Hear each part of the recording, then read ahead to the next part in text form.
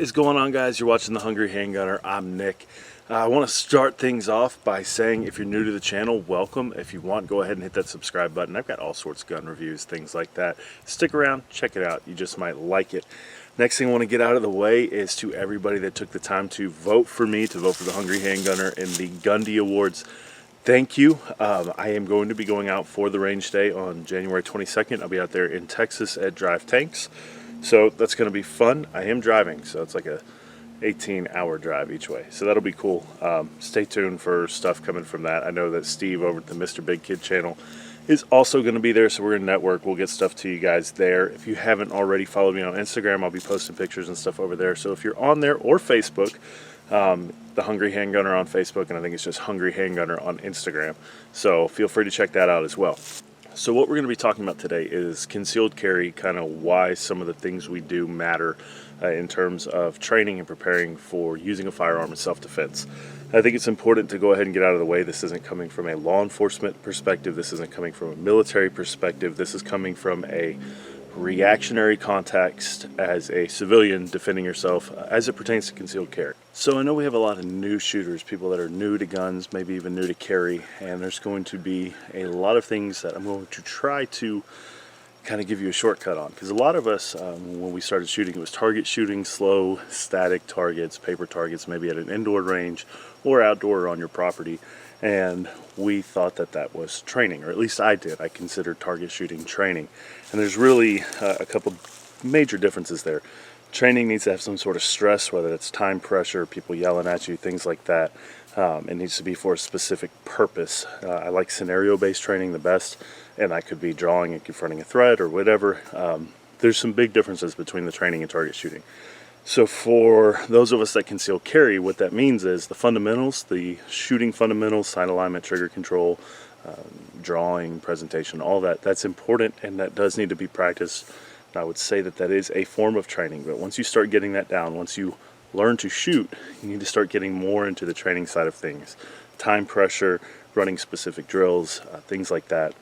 Hopefully mixed in with some cardio, physical conditioning as well.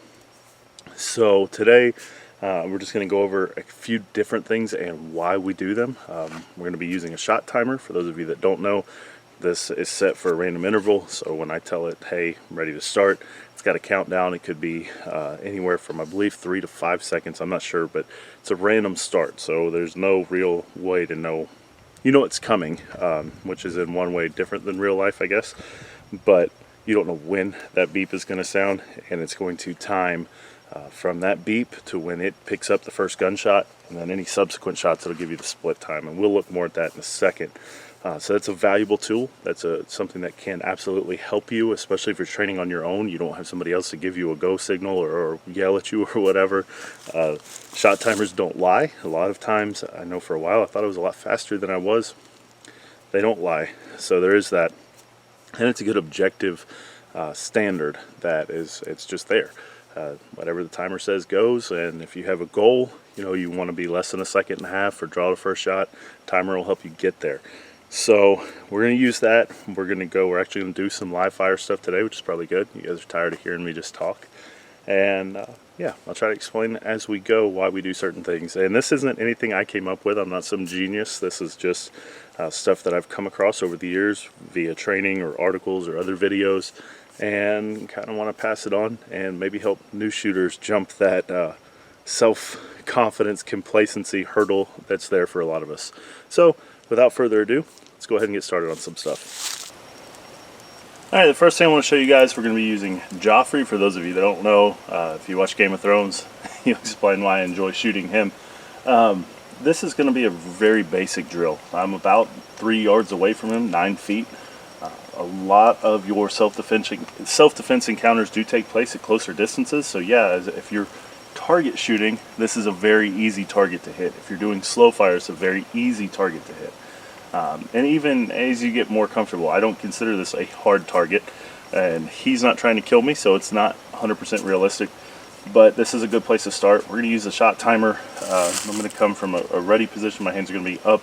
I'm going to have to draw, and my goal here is to double tap center mass region, and we'll see what we get. So this is cold, no warm-ups on my part, so there we go.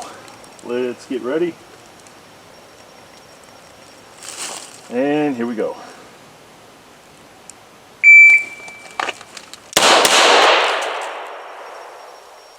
.02 with a 1.74 draw to first shot. Joffrey's kind of worn out, but from what I can see, looks like they were solid center mass area hits. A little 6-inch circle there, that's what I go for. We'll do it again.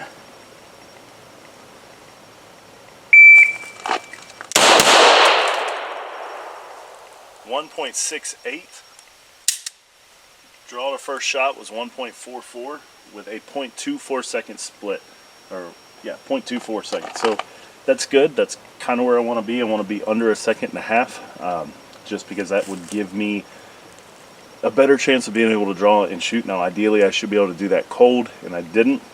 So, not shabby, but that's just one drill. And again, close up, and that's one reason I like the dummy, is to try to do that with steel, especially with jacketed ammunition. Those jackets can come back, those fragments can come back, and that's not good. He doesn't bounce anything back. So there is that. Control pairs on a humanoid target.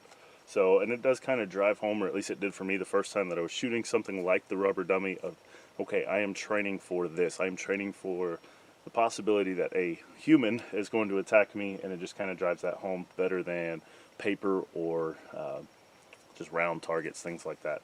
So, moving forward. If you've watched the channel for any length of time, you know that I do advocate carrying a extra magazine, a spare mag, if you will. And the reasons for that are numerous. If you're wondering what I carry it in, it's the reload wrap. I will put a link in the description. It is my favorite gun accessory of 2020. So, and I'm looking forward to continuing to use it in 2021. But I do carry a spare magazine. I like having extra rounds. I like knowing that, God forbid, my magazine decides that that's the time to shit the bed, is when I need that gun for my life. I have an extra magazine, effectively keeping my firearm a semi-automatic and not a single shot. So there is that. Now, as far as practicing reloads, I think it's important, especially if you are wanting to get into competition, which is what I'm wanting to do here in the near future. I think that that's a skill to practice. Now, as far as honing in on that one skill for self-defense as a civilian, statistically, not likely to need it, right?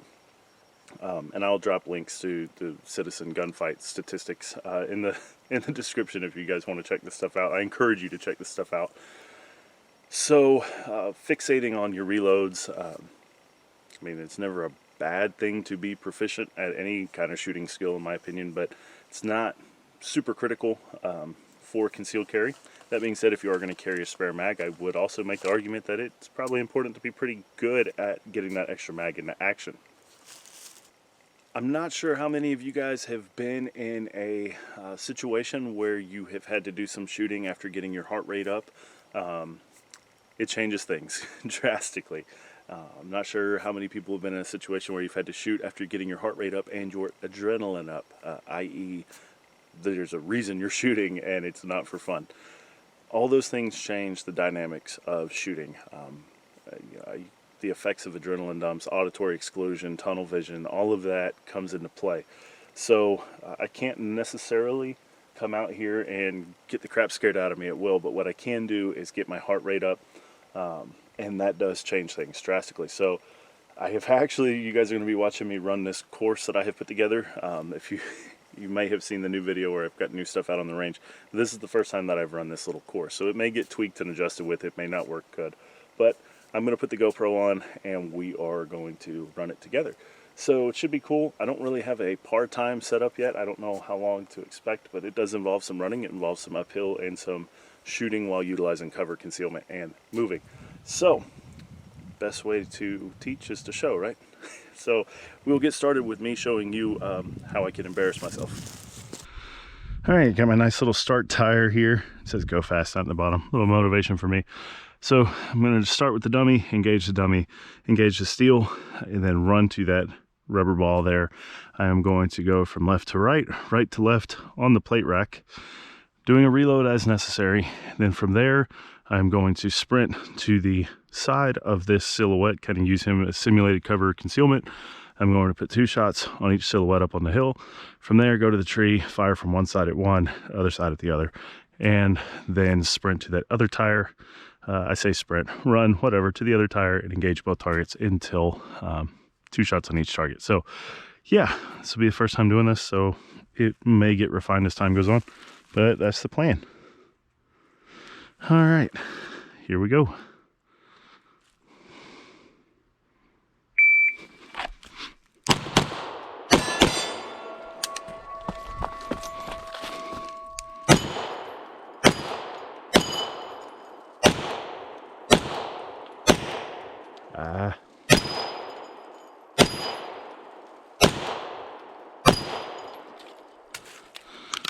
There's the reload.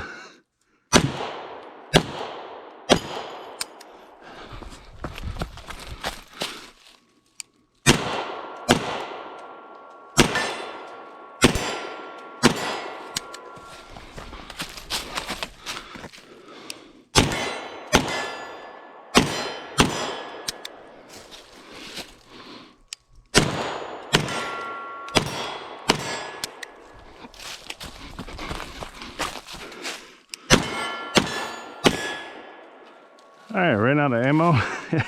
Should have started that with fresh mags, but there we go, guys.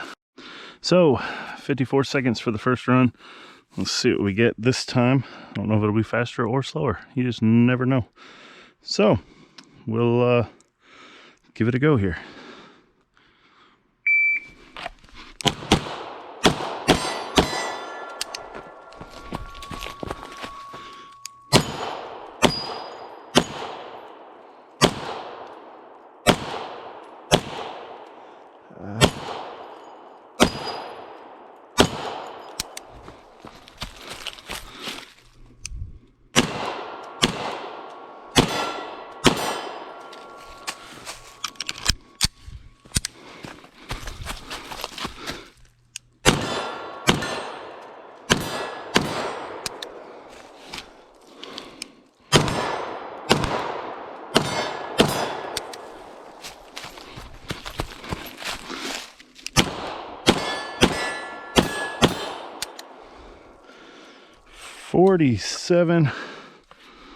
.98, 1.42 to first shot. A little better.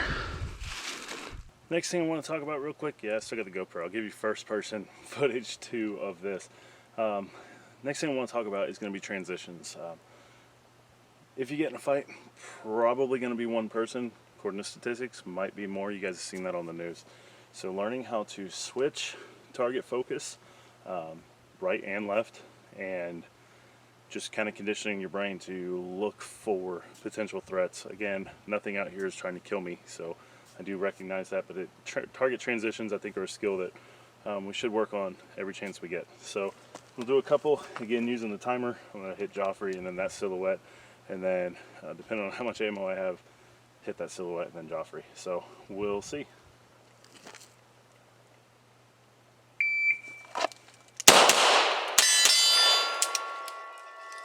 2.66, draw the first shot, 1.49.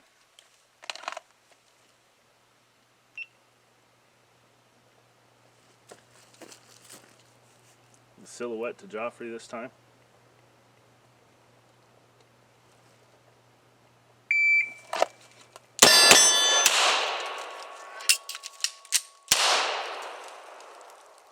.02 total time with a reload that I wasn't really planning on, so that's cool there.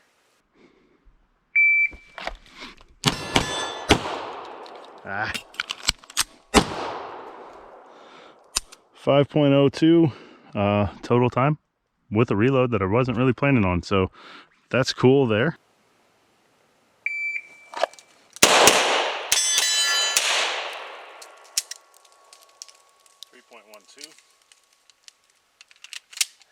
Got a few more.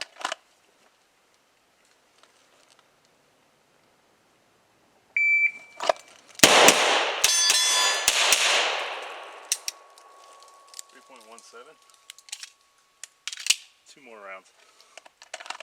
We'll do one on each.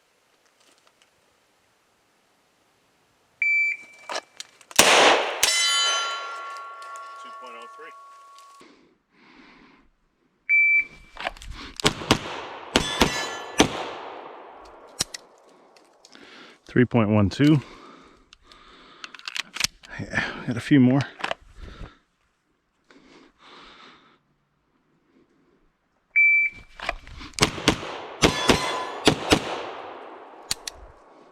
.17. 2 more rounds. We'll do one on each.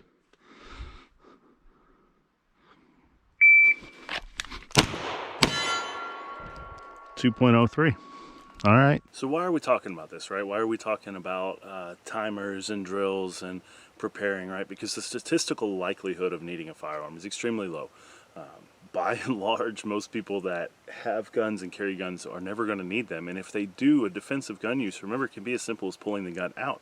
Don't even necessarily need to shoot somebody for that to count as a defensive use. But you might. And if you're going to carry a tool, you need to know how to use it. You need to be proficient in its use as it pertains to the context that you're carrying it, right? If you're carrying a gun to the range to shoot at targets, well, yeah, there's probably not a whole lot of time pressure unless it's competition. Carrying a gun for self-defense, though, everything we do as citizens from a self-defense standpoint is reactionary, right? We didn't pick that fight. We didn't pick that time. We didn't pick that place. We're reacting to terms that were set for us by the bad guy, by the aggressor, the adversary, whatever you want to call them. They decided to have that fight. Now, they may not have known there was a fight. I'd argue they probably didn't think there would be one. But they're the ones that set the terms of that engagement. You have to react to it. That's why time pressure is so important. Now, as gun people, by and large, we're going to obsess far more over this, right? We're going to obsess over the mags, we're going to obsess over the gun, over the light, over the holster. We're going to beat to death our choices on gear until we're blue in the face. And that's not going to stop just because I made this little video. Little old me isn't going to stop that. And those are important conversations to have, weighing the merits for and against different items. That's good. But I think we tend to get so fixated on that aspect of self-defense, on the gear, that we don't have conversations about drills and time pressure and things like that nearly enough. And that's pretty easy to explain. It's easy to talk about gear. It's more fun to talk about gear. Getting out here and having to, I just said it over there, look at the shot timer when you think you did really good. You realize that sometimes it went a lot faster than you think, especially if you have a part-time you were trying to beat. So say, for instance, I wanted to run that little course there in 45 seconds. Well, I didn't do that either time. First one was 54 seconds and the second one was 47. Now, will I get down to 45? Probably, as I get used to this course. 45 seconds goes by pretty quick. So time can get distorted. You can think it's either shorter or longer than it really is. So that's why I like the shot timer so much, because as somebody that comes out here and shoots all the time, it's pretty easy for me to put on my little hat of thinking, wow, I'm really fast. I would have thought that was a sub 1 second draw. Well, no, it wasn't. It was actually closer to 2 or what have you. Shot timers don't lie. There's a variety of makes and models. I'm not going to endorse a particular one right now because I don't have all that much experience with them. That's the only one I've got. It works fine. But there are some that are more sensitive. You can use for dry fire in your home. That one's hit or miss, and the buzzer scares the dog, so I don't do a lot of dry fire inside. So there's that for what it's worth. But coming out here, your target choices, paper's fine. I realize a lot of people shoot at indoor ranges. Your target selection is going to be kind of whatever you can get away with using. So I'm not saying it's my way or die. I'm very fortunate to come out here and be able to do the things I do and realize not everybody can do that. Your target selection, shooting at a rifle sight-in target, that's good for the fundamentals. And again, as we discussed, that's important, but that's not necessarily going to be the best target to practice your draw to first shot times on or things like that without getting extremely frustrated. So I hope this was a constructive video. I hope I did not hurt anybody's feelings. It was not my intent. If that is a side effect of that, I was as respectful as I could possibly be with this video. So that's going to be on you. But I really hope that in the coming year, number one, that ammo prices will come down. I don't even want to know how many rounds I fired today, but ammo prices will come down, availability will come back up. That will enhance, or what's the word I'm looking for? It'll make it easier to get out and do live fire training, because there really is no replacement. Dry fire is good, it's important, especially working on your draw to first shot, if you will. All of that is important with dry fire, but there's no replacement for live fire. So hopefully we can all do a bit more of that in 2021. But guys, the other side of this, something I'm working on myself. Personal fitness. Not every fight is going to dictate the use of a firearm. You could end up in a struggle for your life where you either can't get to your gun or one's not justified or whatever. So personal fitness, pretty important. I'm a little winded just from this, so yeah, there's that. I'm not afraid to embarrass myself. You guys know this. So maybe a gym membership in lieu of more ammo or gun gadgets or whatever might be a good idea. I don't know. Just food for thought. I know I got one. So there is that. But guys, please, if anything, just make it a goal, I guess, going into 2021, New Year's resolution, if you will, a little bit late.